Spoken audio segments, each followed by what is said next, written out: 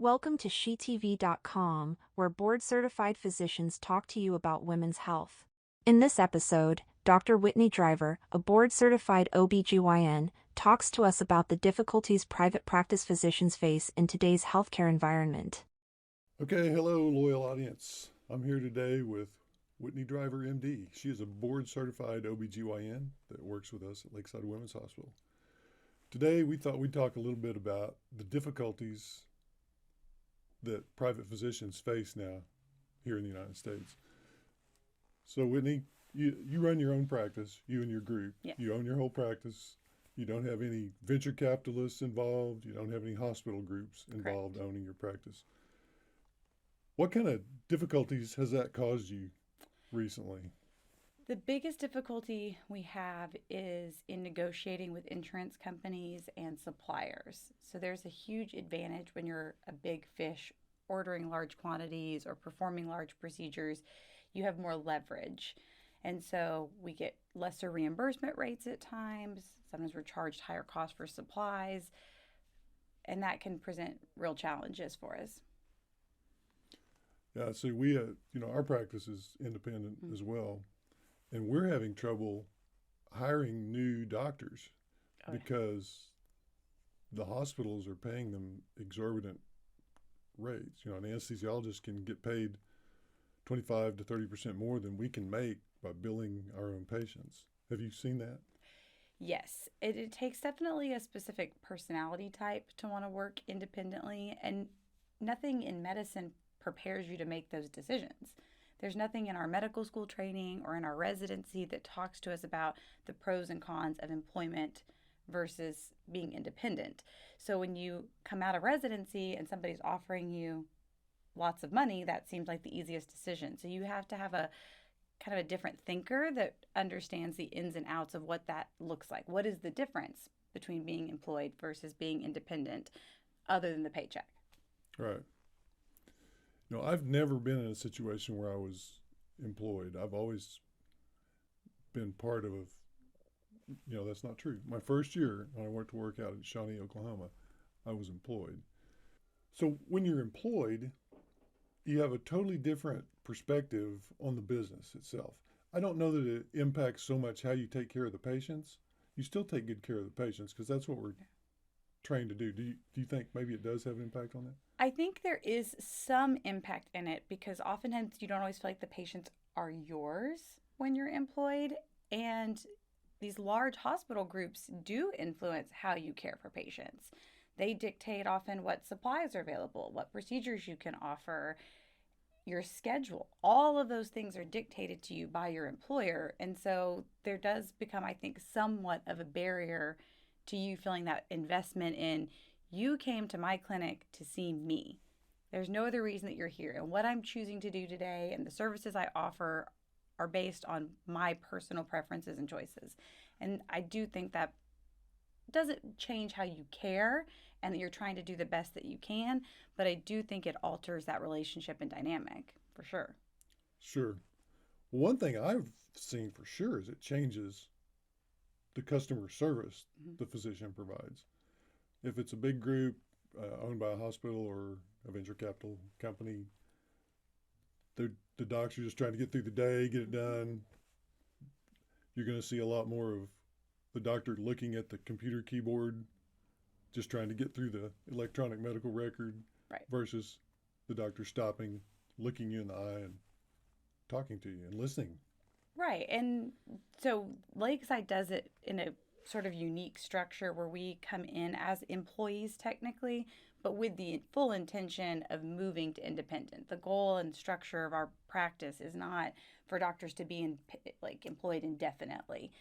And so the initial surge of patients that come in to see you are based somewhat on that machine. Patients are calling saying, I want to see a doctor at Lakeside. They're not calling to see Whitney Driver. They're just calling, trying to get into the door and be able to deliver at the hospital. But as somebody who knew I wanted to transition into private practice, it was very clear to me that my job was to make myself marketable and to have those early patients go back and tell their friends and have people start calling saying, hey, I would really like to go see Dr. Driver, not just I want to see a doctor at Lakeside who has the next available appointment. When you're employed, none of that onus is completely on you. There's the expectation of that is kind of pushed back on the hospital system in a way that they're going to keep generating new patients. They're going to keep advertising. They're going to keep their name out there. And that you're always going to have that flow of patients calling saying, I just want to deliver at your hospital. That is a whole different mindset. Something else I thought that we could talk about was that, Lakeside is 25% owned by the physicians. It used to be more like 50% owned by the physicians. Right. And back in 2013, the doctors felt so much pressure by the mandate that we go to electronic medical records that the doctors felt like they needed to sell to a majority of the hospital to one of the large hospital systems, which turned out to be Integris. Right. And I don't know that necessarily they intended to sell the majority, because I think there's a perception in the community that Lakeside was once entirely physician owned, but there was always a hospital backer. It was just, my first employer was actually a company called Symbion, which was a hospital system, I think, out of Tennessee. So when I was employed, which was back in 2012, I was initially employed by that group. And so I always knew that there was another partner. It was just a quieter partner. And I think Lakeside's goal was more to align with the local health system to help with negotiating with insurers and helping be a part of a health system. And so they ended up talking to, I believe, most of the groups. I was a baby then. I was nobody asked my opinion. I wasn't involved in any of those talks. But my understanding was more that it was a motivation of trying to improve our footing in the Oklahoma City community, more necessarily than feeling like we needed a hospital backer, because they had that. And I think part of the negotiation was Integris wanted more branding, and that's how the split kind of changed up. Okay. But then I was technically an employee of that hospital system as well. Right. That, to me, although Integris brings many things, like they bring where you can send sick babies. Right. I mean, if you have a baby that's in trouble that is more than our NICU can handle, then we just one phone call and they take care of the baby. Right. They bring tertiary care is what they bring. They bring layers of care. What we do in the walls of Lakeside, no one does better, in my opinion. We provide amazing women's health care within the constraints of what we have.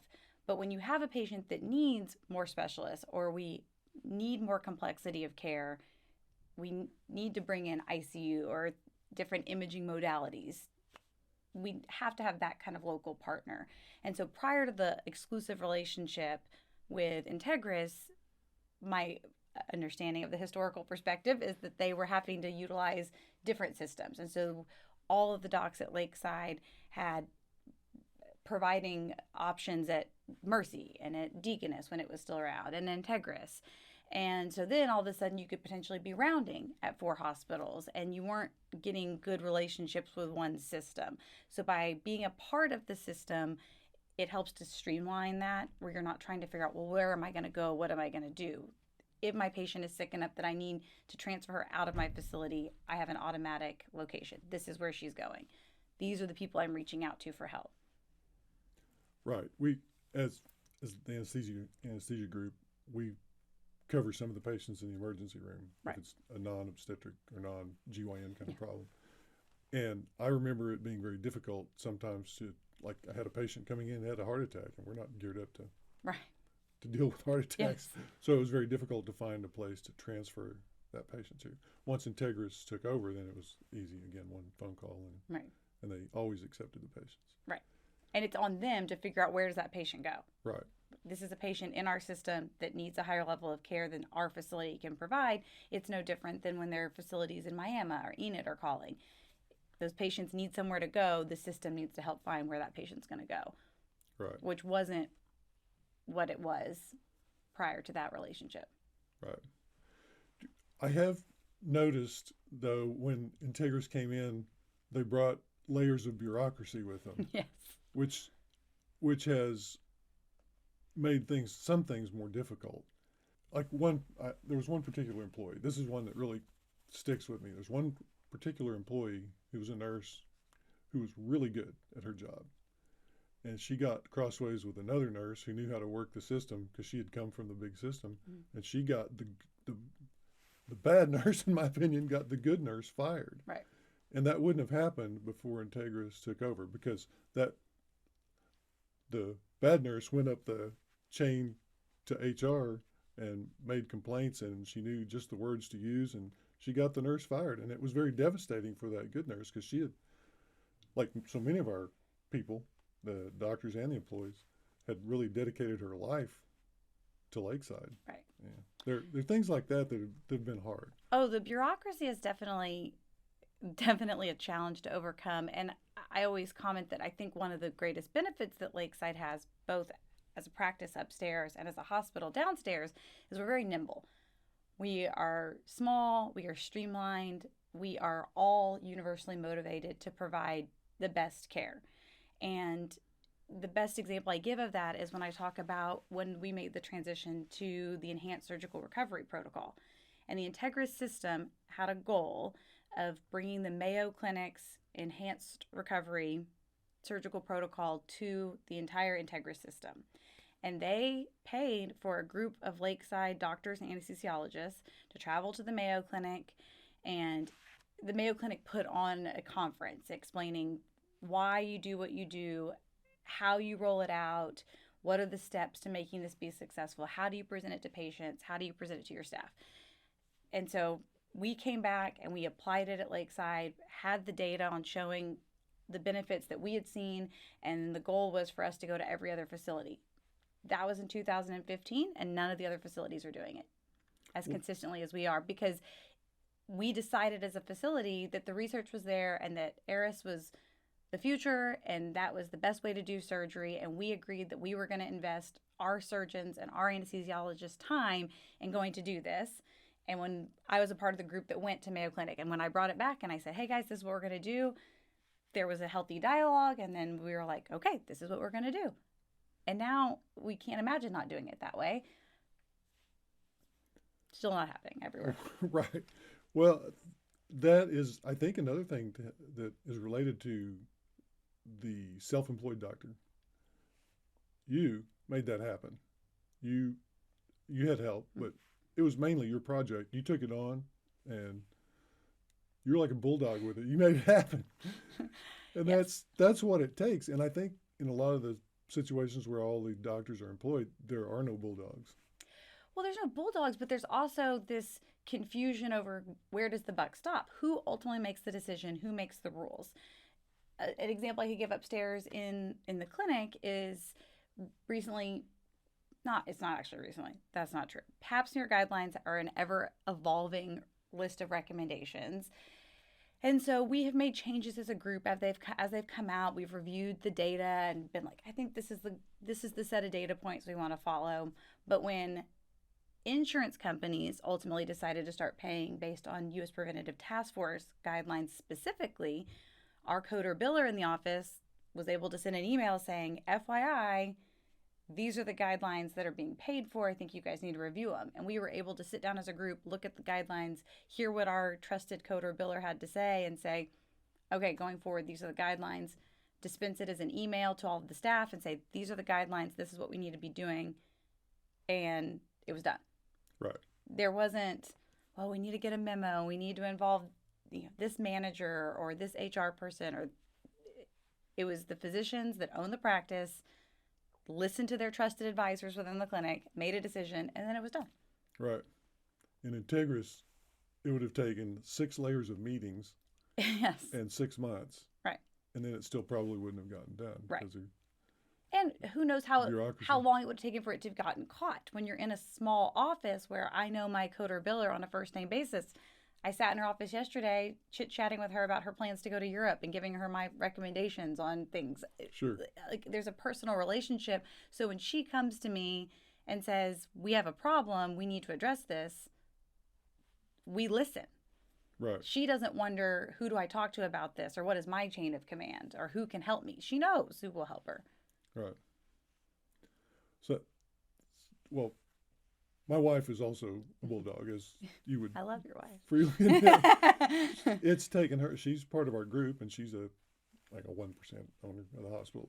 But she's taken on the task of making that hospital run better. Right.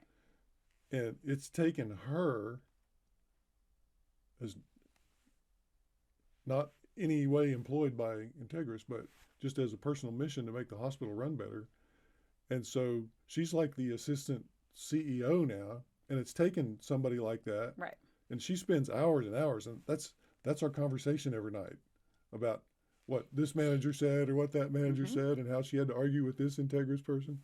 But with her helping, I think the hospital is starting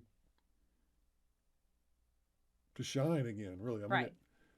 it has always shined, but with the layers of bureaucracy, it's added a little a little dullness to it. Right. We definitely went through a phase where the change was coming internally, and it's been kind of this back and forth that initially I felt like when we were brought in, there was an interest in what are you all doing right that we can learn from you, and maybe there was a sharing of information.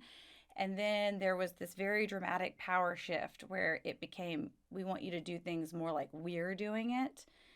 And the hospital suffered. We suffered in our finances. We suffered in our Press Ganey scores. We suffered across the board from that. And I think we're finally pushing back on that and saying, no, this was designed to be a dynamic relationship, not a monarchy, Right. where you're going to come in and tell us exactly how to do things.